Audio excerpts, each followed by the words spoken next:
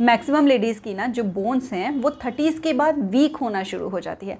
और उसका साइंस क्या होते हैं, कैसे पता चले कि हमारी बोन्स जो है वीक हो रही हैं, कि हमको बहुत थका थका सा फील होना शुरू हो जाता है। ऐसा लगता है कि जैसे बॉडी में ना स्टेमिना कम हो गया हो, ज़्यादा देर तक खड़े रहो तो लेग्स में पेन होना स्टार्ट हो जाता है, हील्स में पेन होना स्टार्ट हो जाता है, या फिर उठते बैठते हुए ना वो बोन्स में से कड़कड़ वाली चटकने वाली आवाज़ आनी शुरू हो जाती है, या फिर हमारे मूड स्विंग्स बहुत ज़्यादा होते हैं, जो हमारी स्किन है वो बहुत ज़्यादा डल एंड ड्राई होना शुरू हो जाती है, हमारी स्किन पे हम कितने एफर्ट्स कर लें ग्लो नहीं आता, और साथ ही साथ क्या होता है कि हमारा जो वेट है उसको हम लूज़ करने की कितनी कोशिश कर रहे हों लेकिन हमारा वेट लॉस नहीं होता। तो बहुत बार ऐसा होता है कि इन सब के पीछे जो रीज़न होता है वो ये होता है कि जो हमारी बोन्स हैं वो वीक हो रही हैं।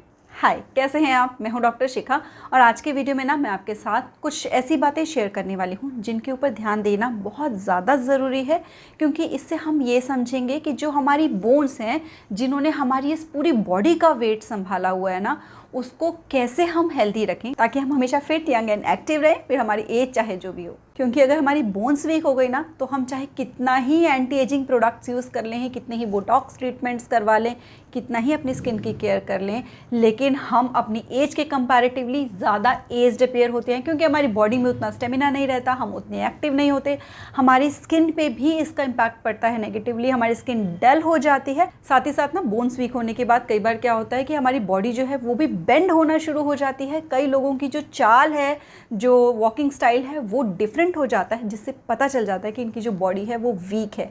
तो इसलिए हमें अपनी बोन्स की हेल्थ का ध्यान रखना बहुत ज़्यादा ज़रूरी है। मगर वीडियो शुरू करने से पहले इनकेस आपने मेरा ये फेस आज पहली बार देखा है ना, तो चैनल को सब्सक्राइब करके नोटिफिकेशन बेल पे क्लिक ज़रूर कर देना। मैं इस चैनल पे ऐसे ही वीडियोस अपलोड करती हूँ जो हमारी क्वालिटी ऑफ लाइफ को इम्प्रूव करके हमें हमारे हाईएस्ट सेल्फ से कनेक्ट कराने में सपोर्ट करते हैं। बात करते हैं उन टिप्स की जिनको फॉलो करके हम अपनी बोन्स को बहुत ज़्यादा स्ट्रॉन्ग बना सकते हैं, जिससे कि हम हमेशा ना फिट एंड एक्टिव रहें। तो सबसे पहला तो उसमें यह है कि हमको कैल्शियम रिच डाइट खानी है। तो कैल्शियम क्यों? क्योंकि वो सबसे इम्पॉर्टेंट मिनरल है हमारी बोन्स की स्ट्रेंथ के लिए, और हमारी बॉडी जो है वो खुद से कैल्शियम नहीं बनाती है, हमको डाइट ही ऐसी लेनी होती है जिससे कि हमारी कैल्शियम की जो रिक्वायरमेंट है, जो कि अराउंड 1000 mg होती है डेली की, वो हम फुलफिल कर सकें। और ये जो कैल्शियम की डेफिशिएंसी होती है ना, ये सबसे बड़ा रीज़न होती है हमारी बोन्स के वीक होने के लिए। तभी तो जो प्रेगनेंसी होती है जब लेडीज़ को, तो उस टाइम पर उनको पहले से ही कैल्शियम सप्लीमेंट दिए जाते हैं, क्योंकि उस टाइम पर क्या है कि बोन्स के ऊपर वेट बहुत ज़्यादा बढ़ जाता है ना, बॉडी का वेट ज़्यादा हो जाता है, तो इसलिए कैल्शियम इंटेक बढ़ाना पड़ता है, जिसकी वजह से उनको सप्लीमेंट्स दिए जाते हैं। और हमको कैल्शियम की डेफिशिएंसी हो रही है ना, अगर आपको लगता है कि जितने भी मैंने सिम्टम्स स्टार्टिंग में बताए थे बोन्स के वीक होने के, तो एक कैल्शियम डेफिशिएंसी का टेस्ट भी होता है, तो आप वो भी करा के देख सकते हो। उससे भी एग्जैक्टली पता चल जाता है कि कहीं हमारी बॉडी में कैल्शियम की डेफिशिएंसी तो नहीं, ताकि हम कैल्शियम के ऊपर ज़्यादा ध्यान दे सके। और जो 45 प्लस एज में होती है ना, स्पेशली विमेन जो कि मेनोपॉज की तरफ बढ़ रही होती हैं, उनके अंदर बहुत तेज़ी से जो ये कैल्शियम है ना, इसकी डेफिशिएंसी होनी शुरू हो जाती है और बोन्स बहुत जल्दी वीक होनी शुरू हो जाती हैं, और जिससे कि हमारी इम्यूनिटी भी लो हो जाती है। तो इसीलिए 45 प्लस की अगर एज में आप होना, तो आपको अपनी कैल्शियम की डेफिशिएंसी को सिर्फ डाइट से पूरा नहीं करना है, आपको कुछ सप्लीमेंट्स भी इंटेक ज़रूर करने चाहिए, और वो भी वो सप्लीमेंट्स जो कि ना लैब बेस्ड ना हो, क्योंकि लैब बेस्ड जो सप्लीमेंट्स होते हैं वो हमारी बॉडी में प्रॉपरली एब्जॉर्ब नहीं होते, क्योंकि हमारी बॉडी का जो इंटरनल सिस्टम होता है ना, वो लैब बेस्ड सिस्टम्स को एब्जॉर्ब करने के लिए नहीं बना होता। हमें वो सप्लीमेंट्स लेने हैं जो कि नेचुरल एंड हर्बल हो, जिसको कि हमारी बॉडी पहचानती है बहुत अच्छे से, ताकि वो उसके कैल्शियम को एब्जॉर्ब भी करे और जिसके कोई साइड इफ़ेक्ट्स भी ना हो हमारी बॉडी पे।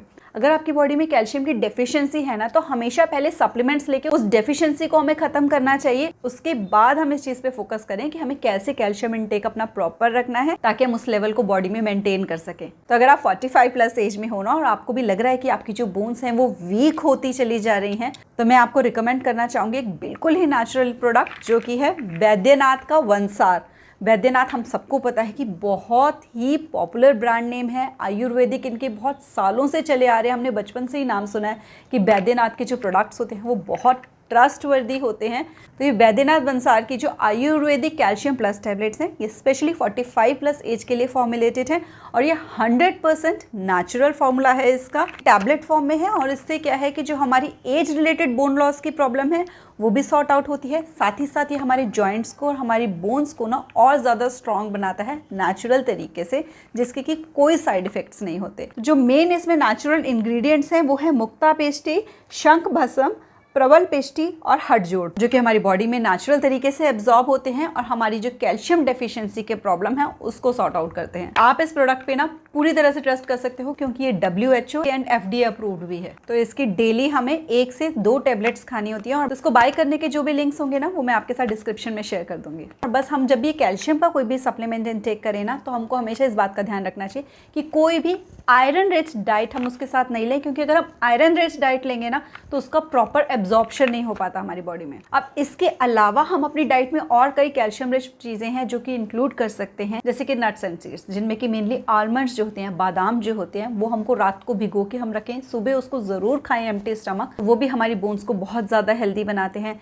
साथ ही साथ जो सीड्स होते हैं ना, उनमें शिया सीड्स और एक जो तिल होते हैं, सेसमे सीड्स जिनको बोलते हैं, काले तिल, सफ़ेद तिल जो मिलते हैं ना, वो अगर हम खाएं तो उनसे भी हमारी बोन्स बहुत ज़्यादा स्ट्रांग बनती हैं। और जितने भी डेयरी प्रोडक्ट्स होते हैं जैसे कि पनीर, दूध, कर्ड, ये भी बहुत ज़्यादा कैल्शियम रिच होते हैं जो कि हमारी बोन्स को हेल्दी बनाते हैं। इसी के साथ साथ ना जो ग्रीन लीफी वेजिटेबल्स होते हैं जैसे कि पालक, ब्रोकली, इसको भी अगर हम डाइट में इंक्लूड करते हैं तो उससे भी हमको बहुत ज़्यादा कैल्शियम मिलता है। नेक्स्ट हमको विटामिन डी का ध्यान रखना है, यानी दिन में कुछ टाइम ना हमको डायरेक्ट सनलाइट में जाना है और जितना कम हो सके ना अपनी बॉडी को कवर करके हमें फिर जाना चाहिए, क्योंकि जितना हमारी पूरी बॉडी के ऊपर सनरेज पड़ेंगी, सनलाइट पड़ेगी, उतनी ही ज़्यादा ना विटामिन डी की एब्सॉर्प्शन अच्छे से हो पाएगी हमारी बॉडी में, जो कि हमारी बोन्स को स्ट्रॉन्ग भी बनाती है। साथ ही साथ जो कैल्शियम है उसको भी बॉडी में अच्छे से एब्सॉर्ब करने में सपोर्ट करती है। लेकिन हमको बिल्कुल पीक आवर्स जो होते हैं ना धूप वाले, उसमें नहीं बाहर निकलना है।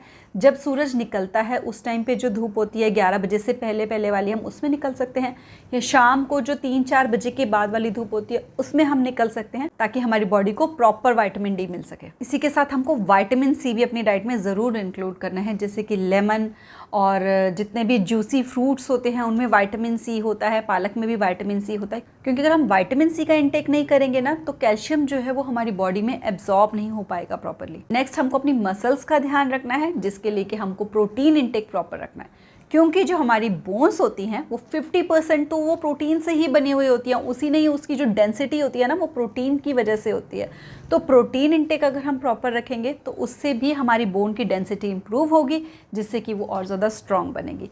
तो प्रोटीन अगेन जो डेयरी प्रोडक्ट्स होते हैं उनसे हमें मिल सकता है, या फिर हमको स्प्राउट, रोस्टेड चना, पीनट्स, इन सब से भी हमें प्रोटीन मिल सकता है। और जो लोग नॉन वेजिटेरियंस हैं उनको तो वैसे ही बहुत ज़्यादा सोर्सेज होते हैं। तो ये सारी डाइट से रिलेटेड बातें थी कि हमको क्या क्या इंक्लूड करना है अपनी डाइट में अपनी बोन्स को स्ट्रॉन्ग बनाने के लिए। दूसरा काम हमको करना है ना अपनी बोन्स को हेल्दी बनाने के लिए, वो ये कि अपनी बोन्स की जो फ्लेक्सिबिलिटी है और जो उनकी स्ट्रेंथ है उनके ऊपर फोकस करना है। हमारी बॉडी जितनी ज़्यादा फ्लेक्सिबल होगी ना, जितनी ज़्यादा हमारी बोन्स फ्लेक्सिबल होंगी, उतनी ही ज़्यादा वो हेल्दी और स्ट्रॉन्ग बनती हैं। तो उसके लिए हमको कुछ ना कुछ स्ट्रेचिंग एक्सरसाइजेस करनी चाहिए, योगा हमें ज़रूर करना चाहिए, क्योंकि योगा में ना देखो आप कई तरीके से अलग अलग पोज से अलग अलग तरीके से हमारी बॉडी बेंड होती है और जिससे हमारी बॉडी बहुत ज़्यादा फ्लेक्सिबल बनती है। हमें ऐसी ही वर्कआउट्स करने चाहिए जिससे कि हमारी बॉडी का स्ट्रेंथ एंड स्टेमिना बढ़ता हो। जब हमारी बॉडी की स्ट्रेंथ बढ़ती है ना तो वो भी हमारी बोन्स को हेल्दी बनाते हैं। जो थर्ड हमको करना है वो है ऑयल मसाज। हमारी जो बोन्स होती है ना उनमें एज के साथ साथ क्या होता है, उनकी लुब्रिकेशन जो है वो कम होनी शुरू हो जाती है। कहते हैं ना कि नीज में जो ग्रीस है वो कम हो गई। अगर हम अपनी बॉडी में प्रॉपर लुब्रिकेशन को मेंटेन करके रखेंगे ना तो उससे भी हमारी बोन्स हेल्दी बनती हैं। इसके लिए हमको थोड़ा बहुत ऑयल अपनी पूरी बॉडी में ज़रूर अप्लाई करना चाहिए नहाने से 5 मिनट पहले, और अगर हो सके तो हफ्ते में एक बार बहुत अच्छे से पूरी बॉडी की मसाज करनी चाहिए, थोड़ा सा वार्म ऑयल लेके। और अगर हम वो जो ऑयल अप्लाई करके बॉडी में फिर सन सोक करते हैं ना, फिर सनलाइट में निकलते हैं, तो उससे जो विटामिन डी होता है सन का वो भी ज़्यादा अच्छे से एब्जॉर्ब होता है बॉडी में, जिससे कि डबल बेनिफिट होता है हमारी बॉडी को और हमारी बोन्स जो हैं वो डबल स्ट्रॉन्ग हो जाती हैं। अगर हम अपनी बोन्स की हेल्थ का ध्यान रखते हैं कि हमें क्या डाइट इंक्लूड करनी है, कैसे हम अपनी बोन्स को हमेशा के लिए हेल्दी रख सकें, तो एक्चुअली में हम हमेशा यंग रह पाते हैं, हम हमेशा यंग फील कर पाते हैं खुद को अंदर से, क्योंकि हम अंदर से स्ट्रॉन्ग बनते हैं। जो मेन सपोर्ट सिस्टम है हमारी बॉडी का, जब वो स्ट्रॉन्ग होता है तो हम अपने आप को यंग एंड एक्टिव फील करते हैं। लेकिन जो हमारा मेन सपोर्ट सिस्टम है अगर वो इंटरनली वीक हो जाएगा तो बाहर से हम कुछ भी अप्लाई करते रहें, कितने ही ब्रांडेड कपड़े पहनते रहें, फिर भी हम अपनी एज से ज़्यादा एज के अपेयर होते हैं।